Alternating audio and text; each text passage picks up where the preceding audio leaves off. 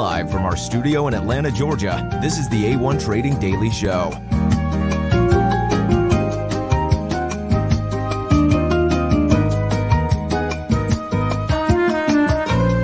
Whether markets are rising or falling, we're here to keep you up to date with the latest market news.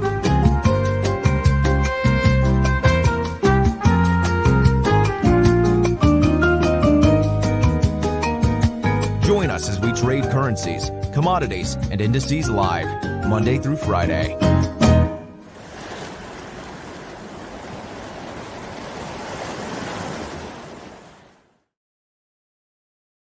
Good morning, everyone. Welcome back to another live stream. I hope you guys are doing well. Hope you had a nice long weekend there. And we're back in the markets, taking a look at charts, setups, ideas for the week ahead, as we always are. I'm pretty light going into this week in the sense that I don't have too many positions on. As we get started here, I just want to say hello to some people in the chat. Health and Fitness. What's up, Paul? Navlina, Ho Ming. I'm not going to be able to say your name, but it's nice to see all of you guys in the chat. Thank you for being here. Let's jump into some charts. Let's talk a little bit about what we're here for today in terms of news. We do, in fact, have some numbers coming out at the top of the next hour, 10 o'clock a.m. U.S. Eastern. Here for me is ISM Services PMI, which will be an interesting one to pay attention to. It will have some volatility on the market. You'll notice that it is a red folder under the impact column for traders paying attention to the US dollar. This will have some volatility there going into today. Now, of course, this is the level of diffusion index based on surveyed purchasing managers, excluding the manufacturing industry. And as always with PMI numbers, higher than 50 shows expansion, lower than 50 shows contraction. The Federal Reserve is looking for some signs of contraction in the economy in order to cease rate hikes. So we'll be watching for that number. We'll probably come back to that closer to the event.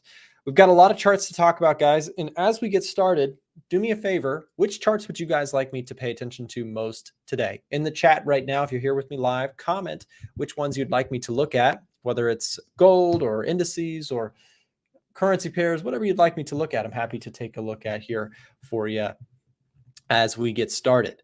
I just mentioned some news coming up for the dollar. So let me just take a look at where the dollar is at. And you can see completely not what I thought would happen with the dollar here. You can see price shot underneath this level of support. And my analysis on this was that we should see strong rejection on a retest of this area.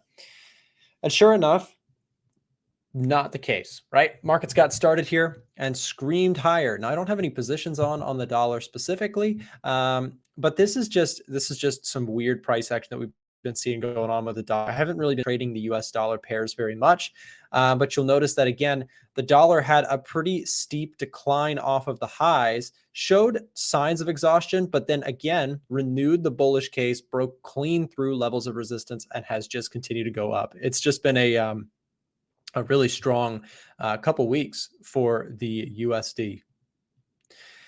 Good to see everybody in the chat. And again, you guys had some great requests. Got pound dollar, euro dollar, gold, euro, US 100. So some NASDAQ requests, US 100, US 100. Yeah, we'll take a look at some NASDAQ for sure today. Yeah.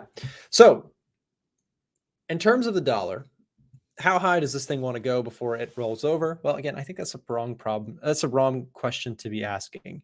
When something is trending up, I have a hard time trying to get short on it, right? I really like to see, again, what I thought would be a breakout retest kind of concept. It didn't really work out. So again, I'm not here to trade something that's trending against me. So I don't have too much idea on the dollar here for you guys, but I do want to pull up the Edge Finder and see.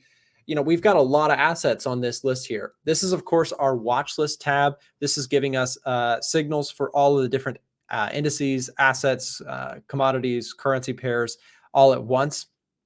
And what you see here in terms of, let's go through some of the buys here. Euro, NZD, CAD, JPY, Aussie yen, the DAX, Euro, yen.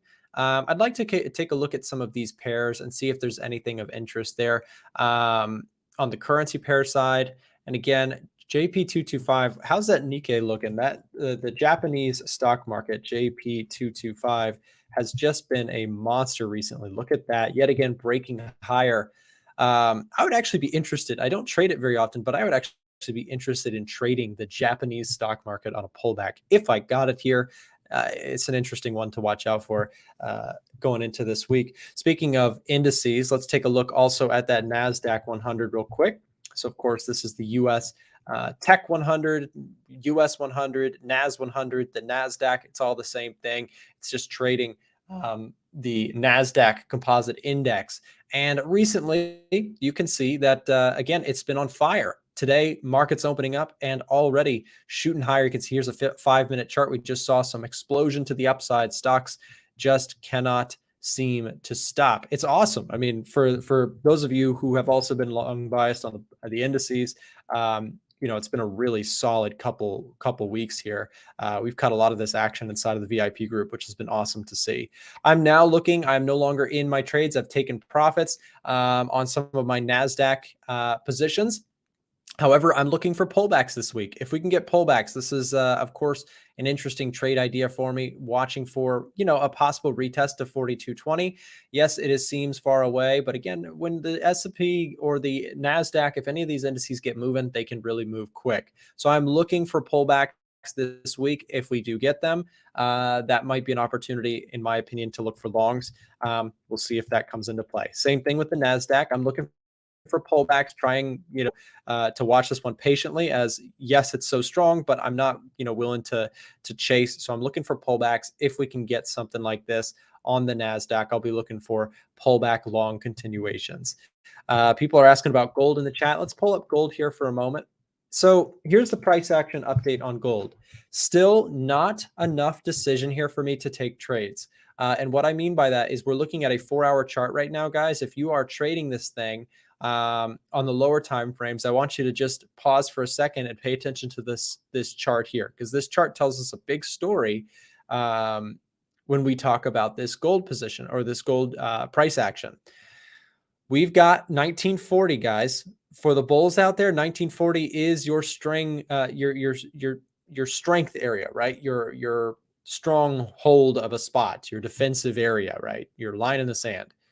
For bears, watch for a breakout. If bears capture this area, I think we probably see more expansion lower, right? 1940 is a key area here for the bulls and for the bears, watching it going into this week. And again, I mentioned this level specifically more so than these two because these ones are far away. They're not in the picture right now. Now, if they retest up into those areas, again, sellers, I think you have a strong zone there. The key picture I think the key thing to watch out for, whether you are a bull or a bear on gold, and do me a quick favor, guys, comment down below. Are you guys bullish or bearish on the gold market? Comment. Let's get a pulse check in the audience. You guys bull or bear on gold? Just getting your take. It's always interesting to see what people says. Tien says bearish. Okay. Yeah. So here's the thing. If this level breaks, I think it's hard not to just say, okay, yeah, this is tough, right? Because we've had a huge sell-off. If bulls are strong here, guys, if bulls are strong in this area, in terms of price action, they should be able to hold this if bulls are strong. Why? Because you just had a massive sell-off, and if there's buyers of this dip in sights, there should be a strong rally off this.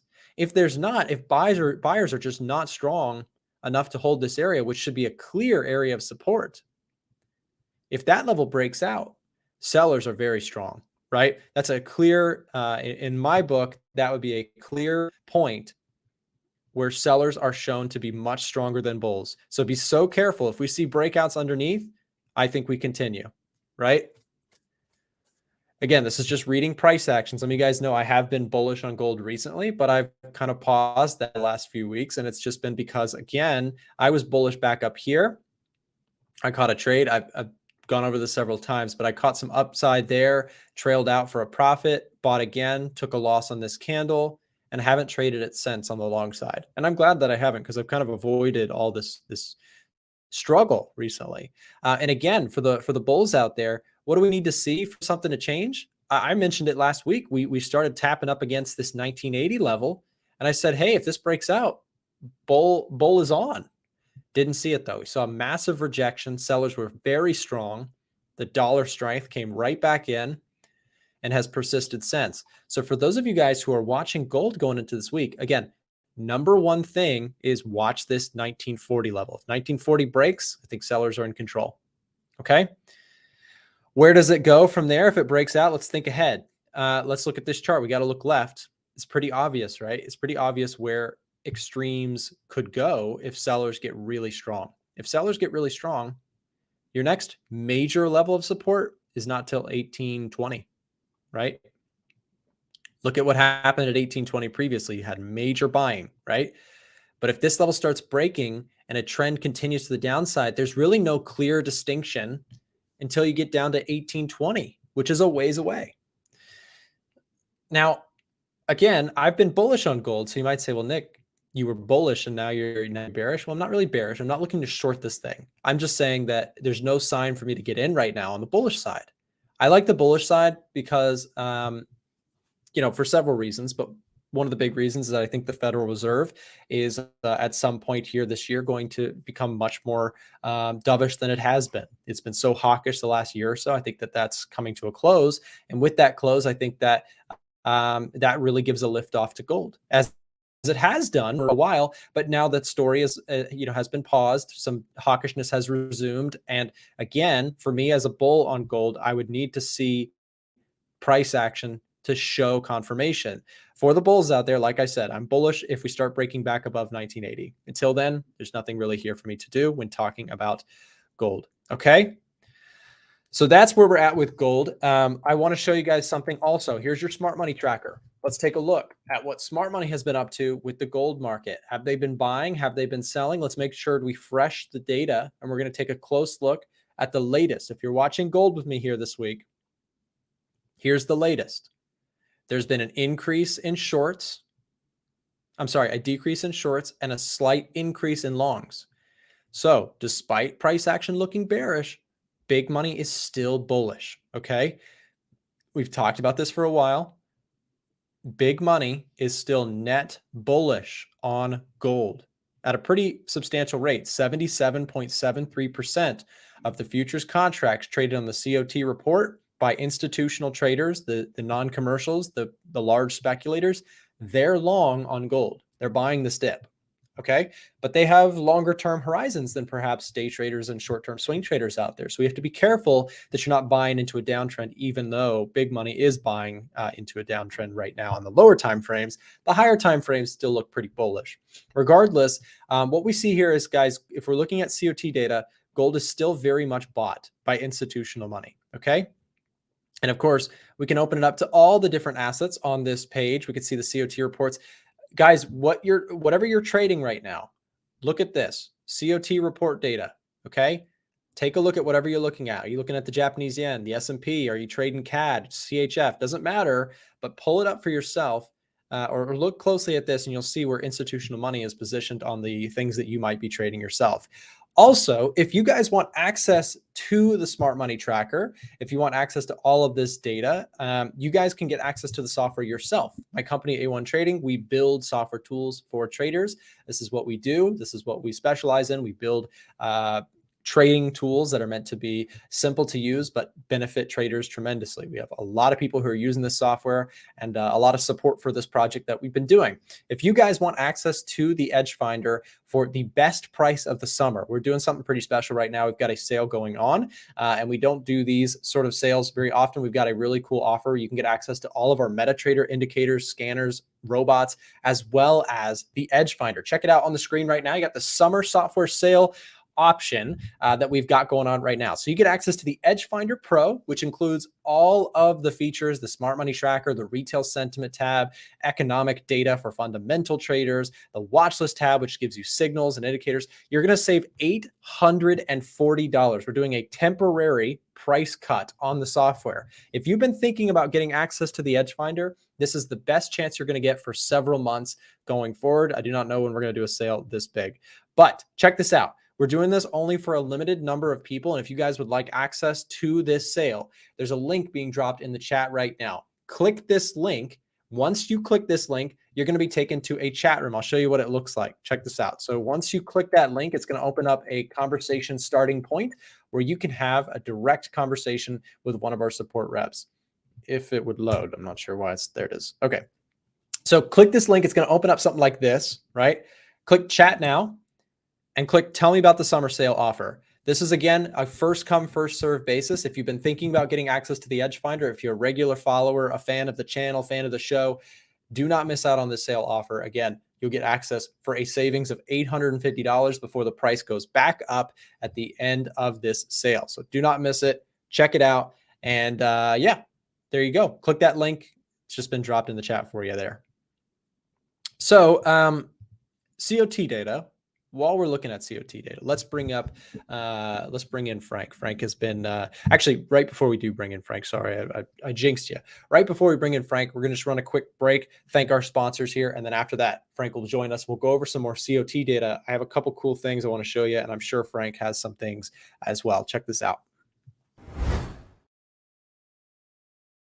Attention A1 Trading Show fans, if you're interested in getting free access to the Edge Finder or our premium trade alerts, listen up. For a limited time, our show's partnered broker 8cap is giving out free access to our products when you sign up for a new trading account with them. If you already have a broker, you may want to consider switching to 8cap because of their low trading costs, a wide range of trading assets, and their amazing customer support. If you'd like to get access to our software and Discord server for free, click the link being dropped in the chat right now and ask one of our team members for more information. Don't miss your chance for free products and an award-winning broker. Now back to the A1 Trading Show.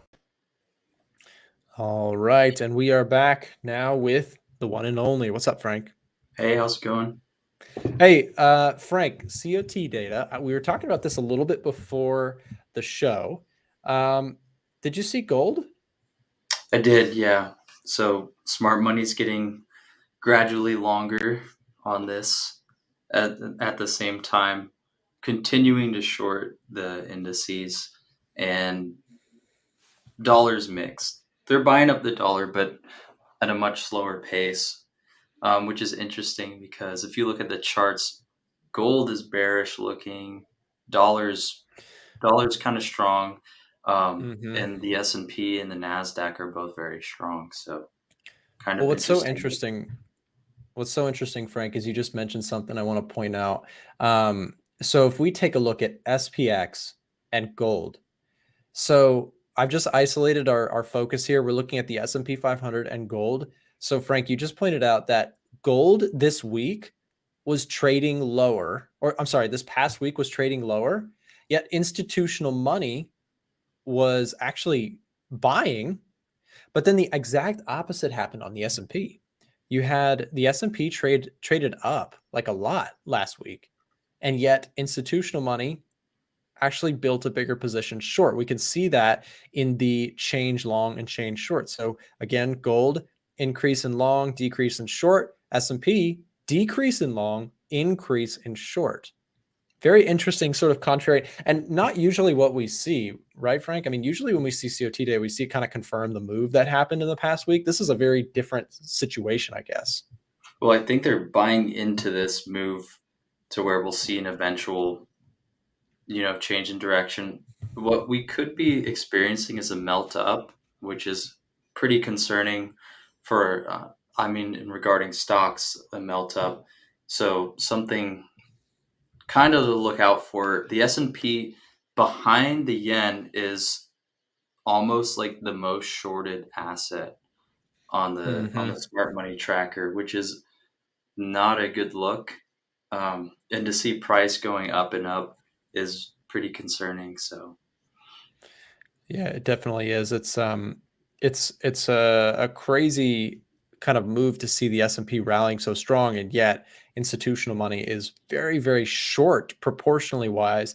We're talking about hedge funds here. We're talking about large speculators, which is hedge funds, money managers, small banks that are speculating on future price direction. I mean, and they're building short positions. It's really interesting to see that on the indices. And then, Frank, the Japanese yen, I wanted to ask you about this. And in terms of the Japanese yen has been the consistent, most heavily shorted asset.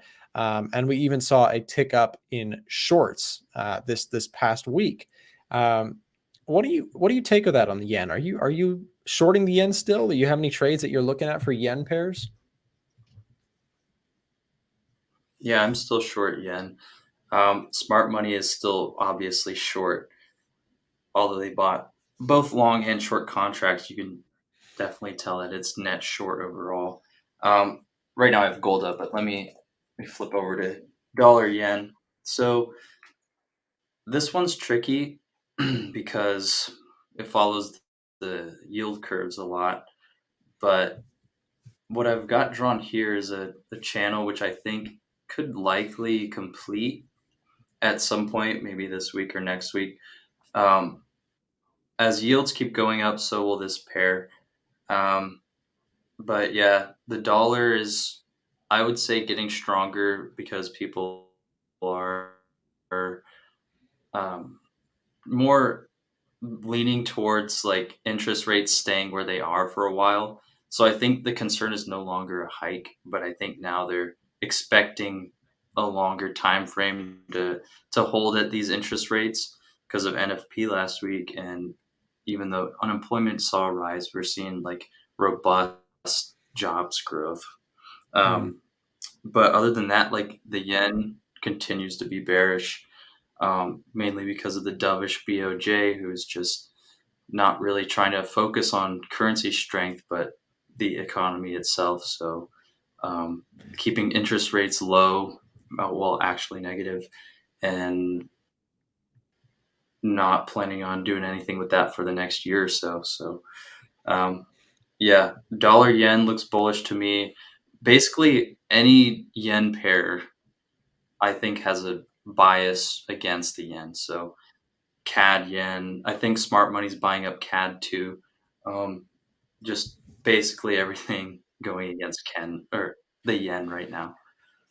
Yeah, it's been. I mean, it makes sense too. Like you just listed, the fundamentals against the yen are pretty strong, especially with such a rally in the stock market. You're seeing, a little bit of risk on appetite kind of swinging back into the markets. You mentioned CAD yen; it's had an explosive move higher. Going off the CAD for a second, the oil market gapped up substantially back into the 70s here. U.S. oil trade to 74.5, then gave back a lot of it. Still interesting though to kind of watch that. Oil is always an interesting one as it revolves around a couple things. There's of course the politics around OPEC and that sort of thing, but then there's also just the general demand for economic growth. The demand for oil surges and falls with it, so it's an interesting thing to watch. I want to bring in Ivan. He's here in the back of the studio. He's ready to come in. Hey Ivan, what's going on? Yeah, it's going all right. All right, good to have you back on the show. How's your foot? Not better. Not better. What's the update? Are you still laying in bed most of the day? Nah, yeah. Today I'm trying to sit up straight, but I've been sitting most of the day now, so I'm getting restless. Okay, yeah, no, I totally can imagine. Well, it's good to have you back on the show, Ivan. We were talking a little bit about the Japanese yen. I think you heard us talking about that and just going into this week where that sits. Ivan, are you watching any yen pairs? Are you what are you trading? What have you been looking at? I was looking at it and then I was thinking, wow, I am like you, I'm bearish on yen. And then I'm like, is this a good place to buy? And I'm like, no, not really. And then seasonality is supposed to fall on Wednesday. So I'm like, okay, it's falling pretty hard, so I can't buy it. So sideline, is that the word? I'm just on the sideline. Yeah, that's fair. I think you've got Euro Yen open. I was looking at that one as well. I'd be interested in Euro Yen if it breaks out this week. But like you said, for where it's kind of trading, I've got it in between a range, really not making too much progress in any direction. I'm waiting either for a deeper pullback or a breakout. So I would say Euro Yen's on my list as well. Do you have any thoughts on the dollar against the yen? We were just talking about it. You just have one comment. Albus says he wants to go because I'm a drama queen. Don't worry, I'm drugged, so I'm flat today. So the dollar is that it's Well, NFP was higher than expected. Unemployment rate was was worse than expected. So kind of a interesting portion there. The question is, are we going to price in now rate hike in June, which is 14th of June next week? So, and that's kind of like in between. Some wants to have a rate hike, some doesn't want to, and the data supports the in between this. So in my eyes, I'm like, okay, last week was supposed to be bearish, didn't really happen. Supposed to be bullish this week, so I guess it goes opposite. So my view is mixed, difficult because of data. Yeah, the dollar has been. Yeah, I mean the NFP jobs report number that came out on Friday. It was an interesting one because it came out and it was more jobs created. Unemployment rate, however, the percentage rate ticked up, which showed kind of an increase in participation across the labor markets. And one thing I think that the market really liked, especially indices really liked, the stock market really loved the idea that despite an appetite for hiring, wage growth remained sort of at a modest pace at 0.3% month over month. So it was actually kind of a good report. I think the stock market loved what we got there. But the question is, looking at the indices, Frank, I want to ask you about this run up. We've seen COT data showing some signs of bearishness. We've seen price just be, several weeks of upside, especially if you're looking at the NASDAQ. It's had like a 6-week winning streak. What are you doing on this? Are you a seller of this market? Are you a buyer of this market? Or are you just kind of sidelines, and what would get you, I guess, to be a buyer or a seller? Frank, what do you think? So I guess I'm not necessarily on the sidelines. There are stocks that I own that I don't think I will be doing anything with, but I'm not trading the index itself. I don't think I'm going to be looking to long and see it, maybe catch some more upside of the 4300s. I'm overall just kind of waiting for a larger move.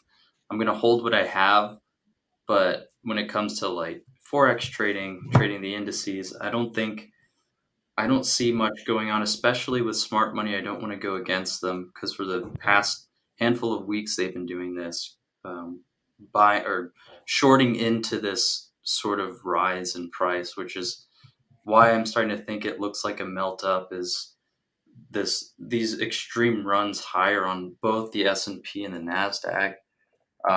Just mildly concerning to me. So Yeah, I think it's a fair assessment. And you see the price action here this morning. I've got the S&P pulled up. S&P showing an initial push higher right on the open, and despite that, you can see a little bit of rejection coming into this candle. Again, last week we saw heavy sell pressure in terms of what institutional activity was up to.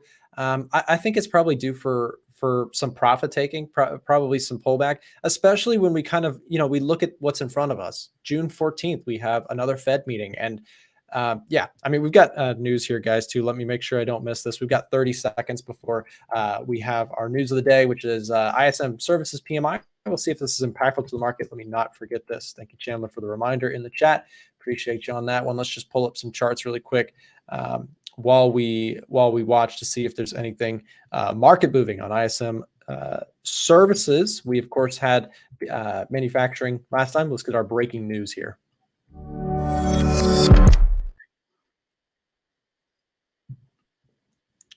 All right, and data should be coming out. We'll see if this is moving. And there it goes. Dollar down here a little bit off of the initial reaction.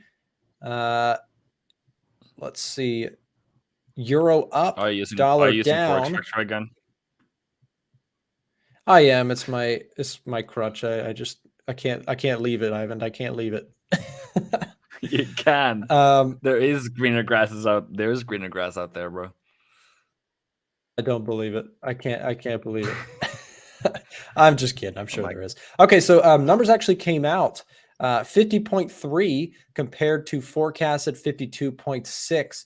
Now, of course, what this guys means is an increase over 50 shows expansion in the economy. A decrease below 50 shows contraction. So we saw very, very modest expansion, but less so than forecasts were calling for in the services specific ISM services PMI tier today. Ivan, what's your reaction to this? Dollar down pretty big.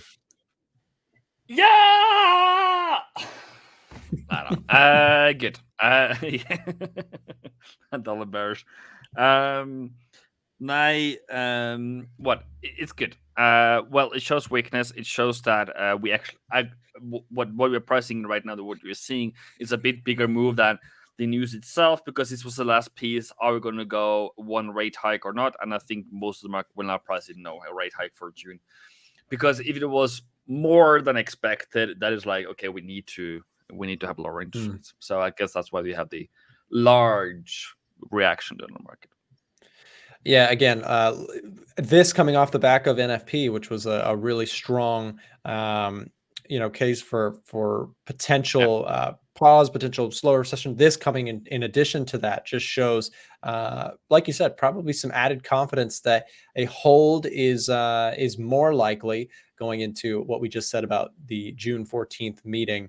Again, markets trade based on future projections, and so we're seeing the dollar decline pretty big here today off of this number, and that's a pretty big move for services PMI compared to the average. You can see Euro USD trading just in this single candle alone. That's 29, 30 pips up. That's nowadays in terms of a news release, that's a pretty impressive move there. Ivan, you've got a lot of reactions going on. What's your take on what are you looking at here mostly off this? I'm just looking at the euro going higher, and then I'm like, cool. I was a bit depressed because it went higher, woo, and then it kind of fell down again. So I just wanted to go higher so I can make a buy tomorrow kind of a thing. So that's why I'm happy. I have at least there's one thing in my life that I'm happy about. There you go. You're a happy man now. The price has made you happy. Be careful with that, guys, though, because it could always go back the other way, and you don't want your happiness going like this. Anyways, it's a big move down here for the dollar. Euro appreciating off of that. I wanted to quickly show just a look at retail sentiment here today, guys. We keep tabs on this. This is the dollar majors, of course. When we're looking at majors, this is going to be all your USD crosses. You've got dollar CAD, and let's make sure we get the latest data in terms of where retail is positioned. We pay attention to retail because, again, what retail traders are buying and selling can generally be viewed as, you got to tread carefully with that. Dollar CAD, for example, retail traders very long. Euro retail traders relatively long here. NCD USD relatively long. Pound relatively long. Dollar Swiss retail traders mixed. Aussie dollar, dollar yen retail traders very short. So something to pay attention to going into this week in terms of retail sentiment. And then, Frank, I was looking at the watch list this morning. Just on the EDGEFINDER, of course, this takes into consideration all the different metrics that we pay attention to: trend, seasonal trends, GDP growth, inflation, etc. Anything on this list intriguing to you as we watch this reaction? Are you looking at any of these pairs or commodities at all? I mean, if we go back to retail, by that logic, you see USD CAD as most long, you see dollar yen as most short or second most short. But if you were to go off that, I would say dollar CAD is further downside because we have to keep in mind the BOC rate statement. There's a high expectation of a rate hike, and at the same time, there's almost no expectation of another hike on the Fed's watch list. So I think we're going to look at a more hawkish CAD going into this week.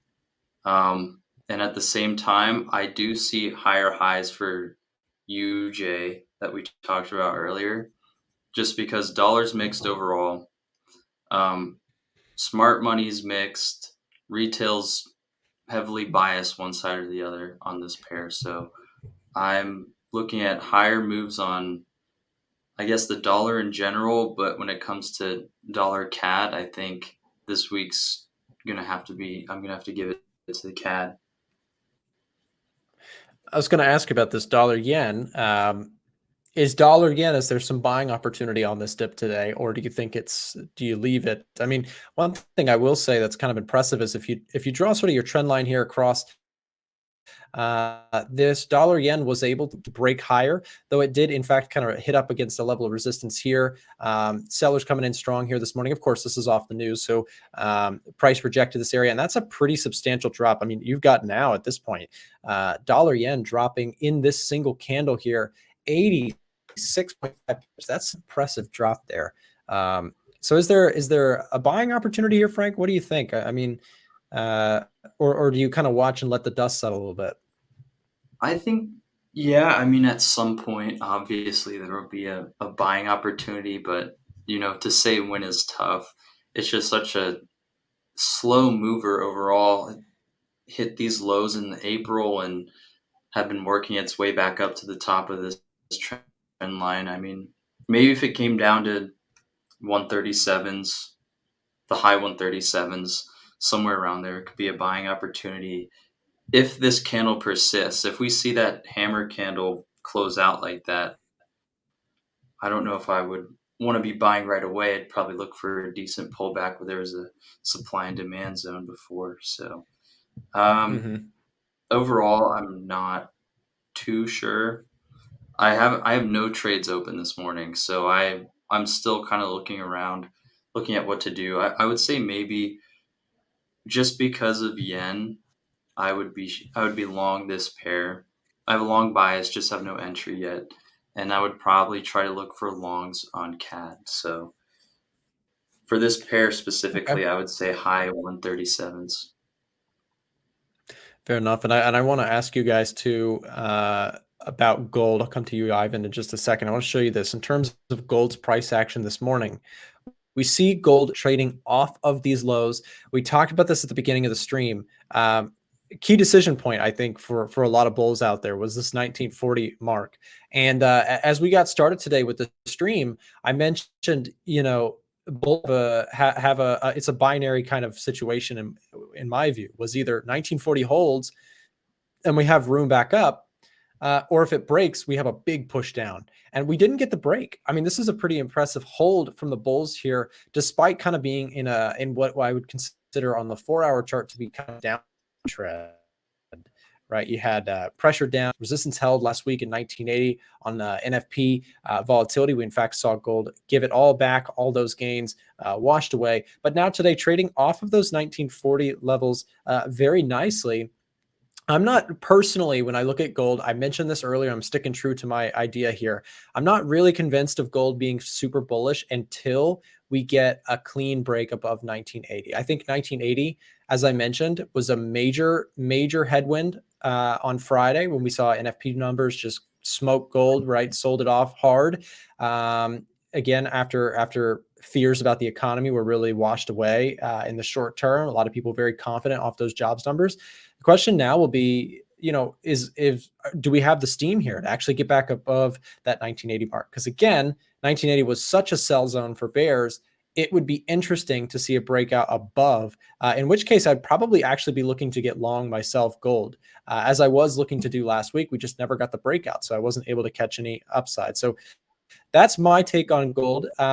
Again, waiting for price action to prove itself a little bit. Ivan, what do you think on gold? Okay, yeah, Frank, you go first. Sorry for there's a little bit of delay in here. My bad. Frank, you go Ivan, first. You can go ahead. Me? Okay. I said I agree and disagree only because I'm bullish now. I don't think I would try to wait for a higher high or a lower low, just because it's not always guaranteed right now. Just based off this 4-hour chart, though, those candles are pretty promising. The ones before, at the same time, you mentioned the 1940s. That's a long-term trend line from, I think it was back from last year, how that level has held. And it's not necessarily a higher low here, although it is, but that's not what to pay attention to. It came back down to the trend line and bounced off. Today's candle is also pretty bullish. Again, smart money is buying this up. It's, what is it, the most longed asset right now too. I think if you want to get long, get as close to that trend line as you can, because then you can minimize your risk. If price breaks underneath that as a significant level, and you can kind of confirm that maybe the uptrend is over. But if you buy as close as you can to that entry point, you're kind of looking at a good position, because you can maximize returns if things go your way. And if things come back below, well, then you stop out at a smaller loss than you would if you waited for a higher high. Yeah, and I think too, Frank, is context in terms of which time frame we're looking at is big too, because to your point, definitely true that on the daily chart here, you've got a beautiful upward trend line, and as you mentioned, also COT data, which does operate generally on a higher time frame. They're super long on the gold market. So I think that, you know, that in combination with the daily good, and to your point, if you had caught it here, the risk reward was incredible, right? You had that clear stop out point. And if it does rally, you're looking at a much better risk reward than perhaps what I'd be looking at if I put a stop in the same point. The only thing I would say for me would be, as I'm trading off the 4-hour chart, I feel like if I was a bull, I missed the move here off of this. Like, I think we've maybe not missed the move. Maybe there's more a move, but I think that I can tighten my risk to reward a little bit if I kind of wait for something like this, where I do get that break. If this move is really going to sustain itself, I could probably get like a decent risk to reward here. But if you're trading the daily, again, you might be just leaving stuff on the table. And if you're trading with a higher time frame perspective, weekly, daily chart, you probably could just be looking to trade intraday, any sort of pullback, get into it for that bigger expansion. So I just think off the 4-hour chart, I'm looking to tighten my risk to reward, where I could do something like this, where I could say like, okay, if we get the next wave higher, since I kind of missed that initial push, if this does play out, and you could even do it 1965. I just personally really like this 1980 mark. The risk to reward could be really good here, where I think you should see another push. And if it doesn't, I could stop out relatively quickly and perhaps even catch another return back to this area where I could try again. But again, two different time frames, but definitely both look bullish in my opinion, especially if we get that break 1980. Ivan, I want to go to you. What were you thinking on gold going into this movement? What was I thinking? I was thinking, why are your background lights not synchronized color-wise? What do you mean? His is blue. Oh, you mean Frankenized his colors? is purple. He's blue. Yeah. Oh, I forgot to turn these lights on. They all rotate. They just go around and around. It's like a big circus that just never stops. And then I want to judge the question like a good politician and say why euro would go up. There is something I called money flow or capital flow, which is the end of the year. You see now a lot of exits of trades in gold, a lot of exits on trades in dollar and euro and all the major pairs, major currencies in the next 2 weeks before FOMC. And it's just basically a winding down of the year, going into gold or safer assets or whatever they feel like doing, so they can go ahead and go to summer holiday. I can't explain it. I can't say, oh, it's because of A, B, C, D, E. It's just that whatever people just wants to get out of the trades. So it's a money flow thing. So you said that Germany has now entered recession. True. That euro might not go up, maybe be a pullback. But this is a capital flow I've been trading for the past, 6-7 years now. So peace. There you go. Well, dodged perfectly well. We got away from gold there for a second. And again, I'd rather honestly talk about the trades that you're most interested in anyways, or currently exposed to. I don't have any trades on euro, but I'd be very interested on the euro. I mentioned, Ivan, that earlier we pointed out retail traders were kind of picking up long positions, but I think the higher this euro squeezes, it's going to reverse, because that's generally what we see. We see retail traders fading a move, and that would actually serve to go in the favor of euro bulls. Would be, when you get a pop, usually what happens is positions build on the opposite end from retail traders, which could actually offer, again, if we get a breakout above levels, you got stops that could start get triggering and cause perhaps a drive higher. So I'd be interested to see that. And if especially this holds as a higher low, again, stops above here from retail traders, people start building positions against it. That's how we get those big moves, is usually when retail traders get locked in a trade on the opposite end and, everybody's trying to fight the move. It can be a really interesting one to watch. Also, other dollar crosses. I just want to go. We've talked a lot about the euro. Quick look at Aussie dollar making a move higher here today, giving back a little bit of those gains here post news, and then also we've got pound USD. Pound USD has really lost some of its steam. I thought it was going to hold. You could see the remnants, the remains of my analysis here after it got completely destroyed. I thought we would hold a 50% retracement. Not the case. Pound gave just so much weakness here going into today's price action. After that big run up, like I said, I thought we would see a little bit more steam from bulls, but kind of lost a little bit of its momentum there. We'll see where that one goes into this week. Do you have any thoughts on the pound pairs, Frank? Pound anything? Pound yen, pound dollar? No, not really. But like I said, pound yen, I would probably be bullish. I haven't really looked at pound pairs at all, to be honest. So I can't really give any helpful insight, I don't think. Speaking of pound yen, what I think is interesting here is you actually see a pullback forming. And we haven't had one of those in a while. The pound has been really, really strong. We broke through previous highs here. And now today, I like the idea. I like the story. Ivan and I have talked about it a lot. Inflation is just really, really hot in the UK. And I think that, again, when you compare pound to yen, you've got two different stories in terms of central banks. Pound yen I'd be interested in if we get down to like 172.4 and we show some signs of chill, because again, as we know, yen pairs can just do this. I wouldn't mind trying to take a bite of pound yen if we get down to like 172.5 and show some signs of hold. You've got a previous level of what was resistance, broke out, retested. We'll see if we can get another pullback there. What do you think on pound pairs, Ivan? Do you have any takes on those?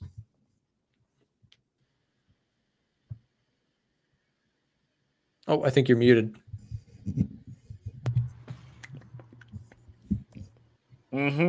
So let's go again. I don't have much to say about it, but when I see the drop that I see now that I didn't sell, I'm like, it's hands off, pants down. It's gonna drop far until it doesn't anymore. It's really dangerous because it can drop 400 pips before it even turns around. So yeah. Yep, you got to be careful with these yen pairs. They can be very, very volatile, especially on pound yen, which is just known for its momentum. So let's see. I'm trying to go through the chat. Take some requests. Pound USD, we already went through. Pratik, Euro Aussie. Let's pull this one up for a second. And Euro Aussie, price action wise, is just messy, I think, right now, at least for my take. So probably not too much of an opinion there. In terms of watch list pairs, I don't think it's on there. Euro New Zealand would be the closest one as a possible buy. Pound USD, Euro USD, Aussie dollar, still getting some sell readings there. But again, a little bit conflicted, and we'll have to watch to see how those develop, as some of these dollar rallies or dollar sell-offs can cause retail sentiment to flip and give us a different signal shortly after. So we'll have to watch on some of those. Guys, I think we went through a lot today, where I think we're going to wrap up the show from there. Ivan and Frank, thank you guys for joining me as always. And before we head out, I do want to remind you guys that you guys can find all three of us within the A1 Trading Discord. This is the A1 Trading gang, of course, Frank and I in there, as well as Ivan doing his coaching webinars throughout the week. If you guys would like to join us inside of the Discord, click the link that is being dropped in the chat. You can have a direct message center conversation with one of our support reps to get inside of the group, see the trades we're taking, join our coaching webinars. And Ivan does also offer one-on-one coaching if that is something that you're interested in doing. Again, all of that information there is found down below in the chat as well as in the description. And Ivan also has a channel. We'll drop his link as well. Ivan, thank you for coming on. Frank, thank you for coming on. We'll see you guys next time. Thank you. Thank you. All right. Yeah, always informative stuff with those two guys. And again, like I mentioned, Ivan and Frank are both they're coaches and traders within our Discord channel. If you guys are not already inside of the Discord and you are not familiar with it, we share all of our trades, win or loss, in full detail inside of the group. We do swing trades, position trades. Frank is even starting something on the stock trading side, which is kind of exciting. You can also get it on the coaching webinars and join Ivan for regular stuff there. If you're not already in there, make sure to check it out. Link is in the description and in the chat right now. And also, guys, if you are interested in our software, we mentioned it earlier, but do not miss the summer software sale where you can get access to the EDGEFINDER for a massive discount. Our best sale of the summer is going on right now. And if you would like more information, send us a message right now on our direct message center. We're going to drop the link again in the chat. If you have not already asked us about it, it is on a first come, first serve basis. And I'll pop up on the screen right now a little bit of information here. Check this out. Here's the summer software sale information page. Get the EDGEFINDER Pro and all of our MetaTrader indicators and robots for free with your purchase. You're going to save $840 before the price goes back up. Again, the sale is limited to a certain number of people before the sale price is over. So do not miss it. If you've been thinking about it, direct message us right here, right now in the chat. And there you go. That's going to be the end of the show. Thank you guys very much for tuning in. Have a great rest of your trading day. We'll see you back in the next one. As an aspiring trader, how do you take into account all of the driving forces in the markets at once? You need the EDGEFINDER. The EDGEFINDER allows traders to access powerful market data automatically. Access key sentiment analysis studies, such as the Smart Money Tracker, which shows what hedge funds and institutions are buying and selling. Or unlock the Retail Sentiment Indicator, which shows where retail traders are positioned now. Additionally, for traders looking to incorporate fundamental analysis into their trading, get access to our in-depth economic data scanners to find the strongest trends. The EDGEFINDER also ranks and scores all of your favorite currency pairs, commodities, and indices through our signals and watch list page. This page will show you the EDGEFINDER's current strongest buys and strongest sells by pulling together all of the data. Get our biggest discount of the summer. Get access to the EDGEFINDER, our MT4 and MT5 softwares, indicators, and robots, all in a single 20% off discount offer. Take advantage using the links and promo codes down below in the description.